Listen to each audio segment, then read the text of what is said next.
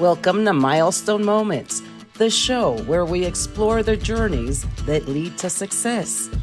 I'm Sheila Slick, your host and founder of 5 Milestones.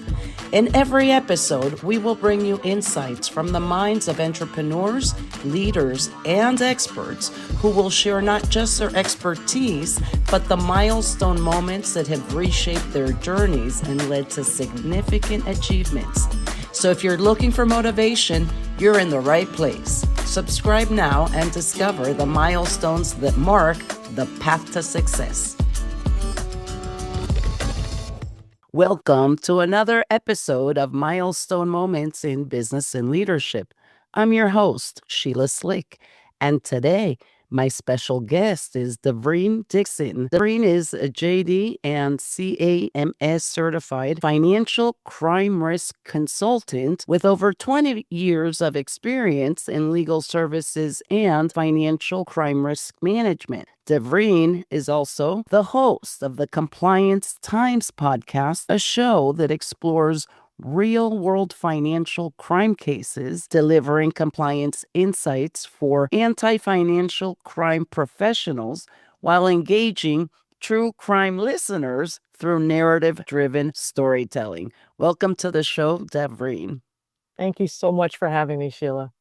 I got a little bit tongue twisted there, but that sounds fascinating, the Compliance Times podcast. But before I ask you about that, I'd love to learn a little bit more about you and that pivotal moment that shifted your career from legal services into financial crime compliance. How did that transition shape your perspective on protecting institutions? Wow, that's a great question. Reflecting on that, for me, I started out as a paralegal early in my career, and did that for about 9 years. And there's something about the law; it's all about ultimately compliance with different rules and regulations and things. So when I was working as a paralegal in a global law firm, I realized that was the next step for me, and the next logical step for me that I was very interested in doing was attending law school. So I applied, got into law school, and I actually didn't officially discover anti-financial crime as being a potential career until my third and final year in law school. And that's when I took a couple of white collar crime class, and a class that specifically dealt with the Bank Secrecy Act, which is the primary law that regulates financial crime compliance. So I had the opportunity to, as part of that class, to interview what they call Bank Secrecy Act officers, or BSA officers, at a regional financial institution and I believe it was a community bank. And as they began to share with me their career and what they do to protect the bank, I grew incredibly fascinated with this career option. And so I knew that by the time I graduated, that was what I wanted to do. So I appreciate my couple of law school professors there who introduced me to this industry. And I think basically that's what really shaped my decision to get into this career, because the field specifically involves protecting financial institutions, at least in my career path, protecting them from any sort of financial crime, reputational risk, and just complying with the Bank Secrecy Act regulations. And so all that between law school and having been a paralegal before that, and just taking these, having the opportunity to interview folks in the field before I even got in the field, really shaped my interest and desire to protect financial institutions from financial crime and reputational risks. So it's financial institutions. Do you ever help small businesses? Not in my career path. As part of my career path, I have mainly worked at a community bank and a global investment firm. But there are certainly other types of businesses that fall under that financial institutions category, such as insurance companies, which are regulated in part by the Financial Crimes Enforcement Network, which oversees financial crime compliance. But there are, like fintech companies or financial technology companies. Those are also regulated. But in my experience, I've worked with a couple of financial institutions, more so than small businesses and things. So I'm not a banker and I don't have a financial institution, but I'd love one key lesson from your 20 plus years in financial crime compliance and being a paralegal that every person should understand about either protecting themselves or their business or organization, even if we don't work in finance. What would that be? Wow, just one. That's great to narrow that down. I would say, I think for me, having the through line throughout my career is really connecting yourself with folks who have significant experience in the industry and who can help guide you along the way. I remember just having people in my field as a paralegal and even being in the financial crime compliance and risk management industry, people who were very knowledgeable about the field when I was at my very early stages and who helped me to learn how to become very detail oriented about how to protect financial institutions or to help as when I was a paralegal to help with banking and finance transaction closings and that sort of thing. So I think having mentors is very helpful.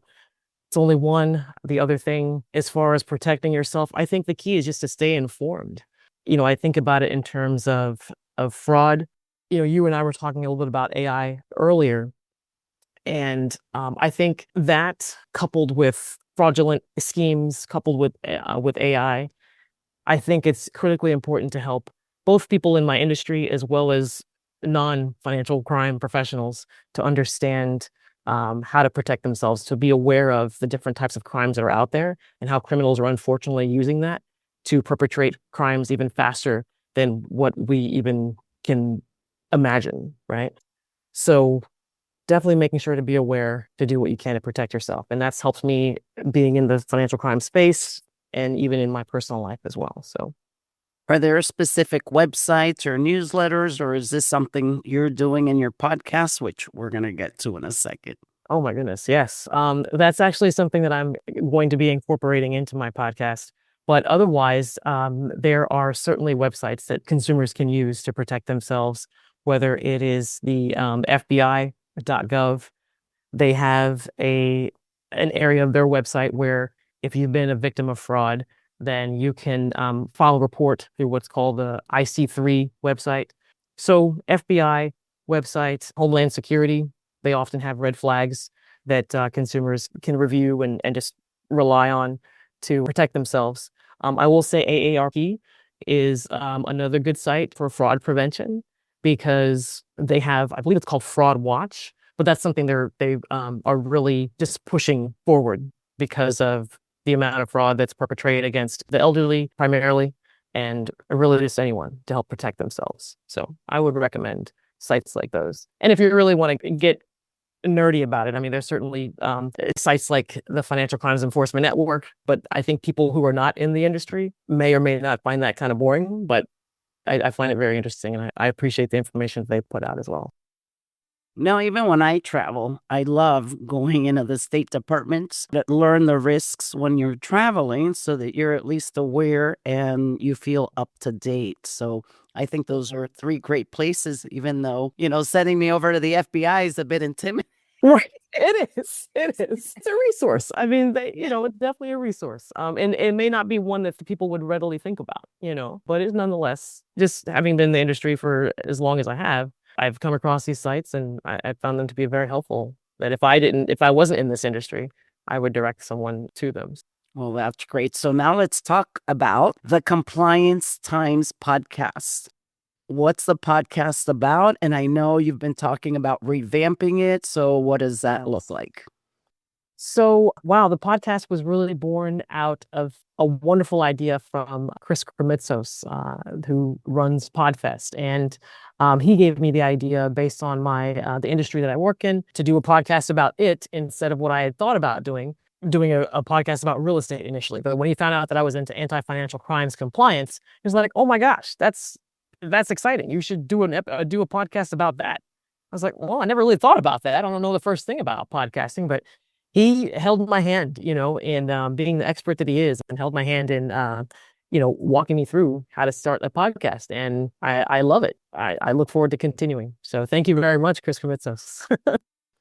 Well, the Compliance Times podcast, the full name is the Compliance Times, a deep dive into anti-money laundering, one case at a time.